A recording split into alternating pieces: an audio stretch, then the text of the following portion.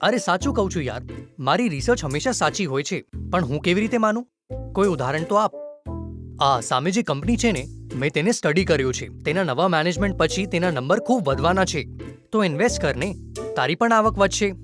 તારી સાથે અહીંયા બેસીને પ્રોજેક્શન્સ કરી રહ્યો છું. જો મારી પાસે આટલા પૈસા હોત તો મેં આ કંપનીમાં પહેલેથી જ ઇન્વેસ્ટ કર્યું હોત. આવી કંપનીઓમાં ઇન્વેસ્ટ કરવા માટે વધારે પૈસાની જરૂર નથી, પણ આઈસીઆઈસીઆઈ પ્રુડેન્શિયલ ઇન્ડિયા ઓપોર્ચ્યુનિટીઝ ફંડની જરૂરિયાત છે.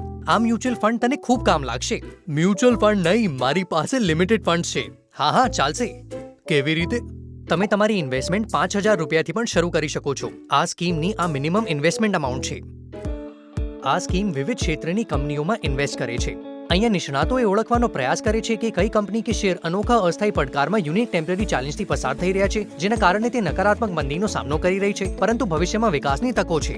ટેમ્પરરી સિચ્યુએશન્સ જેમ કે કંપની, સેક્ટર અથવા અર્થતંત્રમાં અસ્થાયી કટોકટી જેમ કે લો સૂટ અથવા મેનેજમેન્ટની તકરાર, સરકારી ક્રિયાઓ અને નિયમનકારી ફેરફારો જે ઉદ્યોગોને ખૂબ અસર કરી શકે છે, ગ્લોબલ ઇવેન્ટ્સ અને અનિશ્ચિતતાઓ જેમ આપણે કોવિડના સમયમાં જોયું. આવી પરિસ્થિતિઓ ઇન્વેસ્ટમેન્ટની અનેક તકો ઊભી કરી શકે છે. સારું છે યાર, ઊભો રે, હું હમણાં જ ચેક કરું છું.